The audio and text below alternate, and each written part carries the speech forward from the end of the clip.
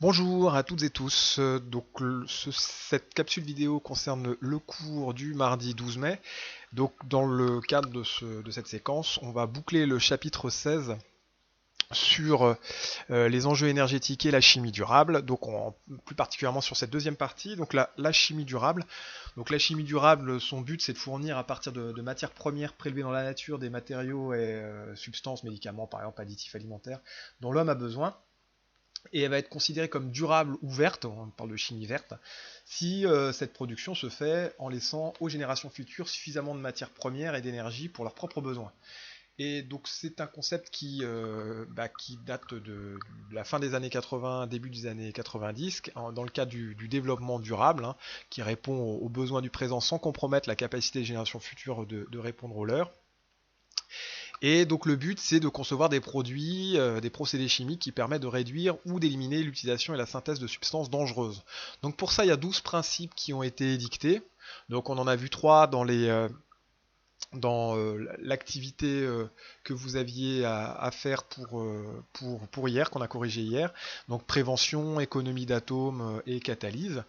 Donc là, donc l'utilisation de catalyseurs ici, économie d'atomes, maximiser l'économie d'atomes, voilà, c'est présenté là. Donc quelques mots là-dessus. Donc l'économie d'atomes, l'objectif c'est de maximiser le nombre d'atomes de réactifs transformés au cours de la synthèse. Et l'objectif, c'est donc de réduire la pollution et de diminuer la quantité de sous-produits. Jusque le début des années 90, hein, l'objectif en chimie, c'était d'avoir un bon rendement. Un rendement de 100%, c'était l'objectif. Sans forcément raisonner en termes de déchets.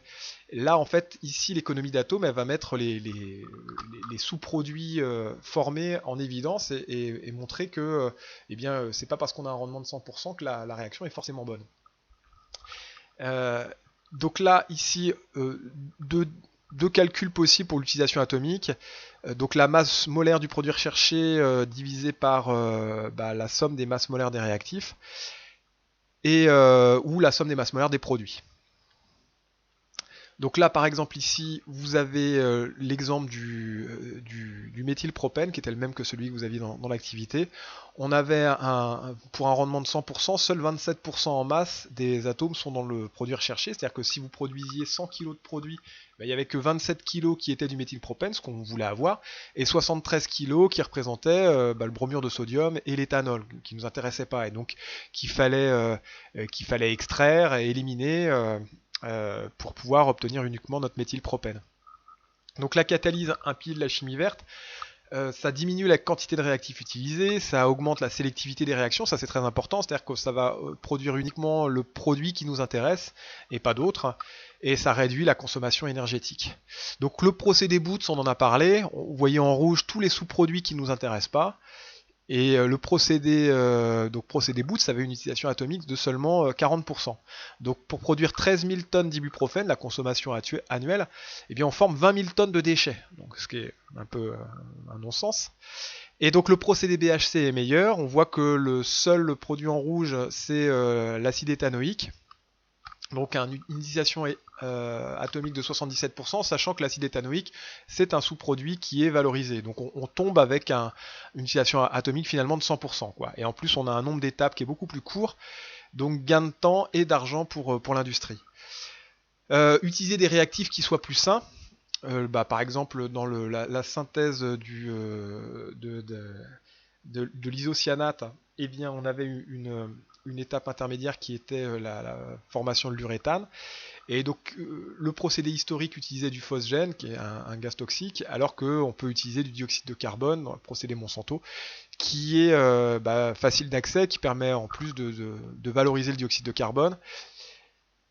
Et donc là, pareil, l'utilisation de solvants, on privilégie maintenant des solvants qui soient plus sécuritaires et pour les utilisateurs et pour les techniciens, les salariés de l'industrie chimique. Donc faible toxicité pour l'environnement, facile à récupérer et recyclable. Donc un très bon exemple, c'est le dioxyde de carbone supercritique. Donc là, vous avez un diagramme d'état. Donc on voit qu'on a les états solides, liquides et gazeux, et au-dessus d'un certain point, au-dessus d'une certaine pression et température, on a un état un état superfluide qui existe. On voit pas trop la différence entre liquide et gaz. On parle de fluide supercritique plutôt, pas de superfluide, mais fluide supercritique. Et donc là, le dioxyde de carbone, quand il est dans cet état-là, c'est un excellent solvant et donc qui permet eh bien, d'extraire les espèces qui nous intéressent. Donc, par exemple, là, pour extraire la caféine du café, on utilise le dioxyde de carbone supercritique. Et donc on se retrouve avec un produit extrait la caféine qui va être réutilisée aussi pour, pour, pour d'autres domaines de l'industrie. Donc décaféiner le café, je vous en parlais, extraire les résines de houblon pour la fabrication de la bière, extraire des arômes de produits naturels, vanille, thym, épices, extraction de molécules bio-inspirées dans le textile, enfin, voilà, c'est très utilisé. Alors un autre point de la chimie verte, c'est développer les agro-ressources. On voit que 95% de la production mondiale en biomasse est non exploitée, il n'y a que 5% qui est exploité, parce qu'on a beaucoup de lignine qui n'est pas exploitée jusque-là. Et donc sur ces 5% exploités, il n'y a que 5% qui est utilisé dans la chimie. Et donc l'objectif, c'est d'augmenter la proportion de biomasse exploitée pour l'industrie chimique. Alors, l'une des premières utilisations, ça a été ce qu'on appelle les biocarburants de première génération. Donc, on utilisait des plantes comme la canne à sucre ou les betteraves à sucre, maïs, blé ou soja, colza, pour synthétiser de l'essence ou du diesel. Le problème de ces biocarburants de première génération, c'est qu'ils étaient en concurrence avec les cultures à usage alimentaire, hein, puisque c'était les mêmes plantes que celles qui étaient utilisées en agriculture vivrière, hein, pour faire vivre les populations. Et donc ça utilise en plus des engrais, des pesticides pour une culture intensive des végétaux, et en plus ce qu'on obtenait n'était utilisé que comme additif, à hauteur de 10-15% dans les essences, on ne pouvait pas l'utiliser directement. Donc on est passé ensuite au biocarburant de deuxième génération, c'est ce qui est utilisé actuellement.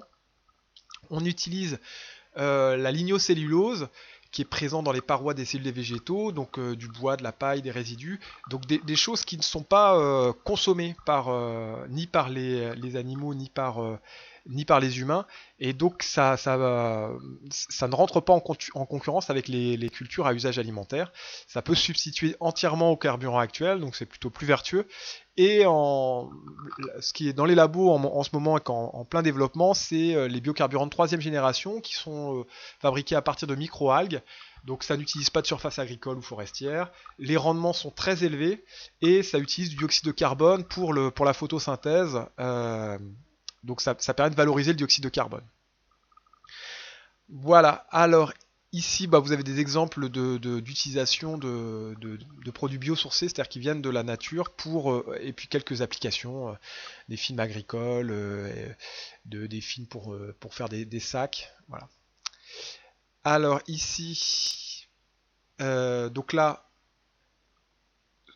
voici donc la partie court sur le chapitre 16, donc qui reprend les points importants de la chimie verte ou chimie durable. Voilà, on a parlé de plusieurs choses ici. Bilan d'atomes, économie d'atomes ou utilisation atomique, on en a parlé aussi. Et valorisation du dioxyde de carbone, ce sera l'objet d'exercices que vous aurez à traiter pour la semaine prochaine.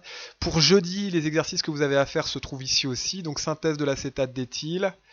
Donc c'est en rapport avec le chapitre 15, hein, chapitre qu'on a traité la semaine dernière. Donc stratégie de synthèse ici. Et enfin, odeur de rhum. Voilà, bon courage et bon travail.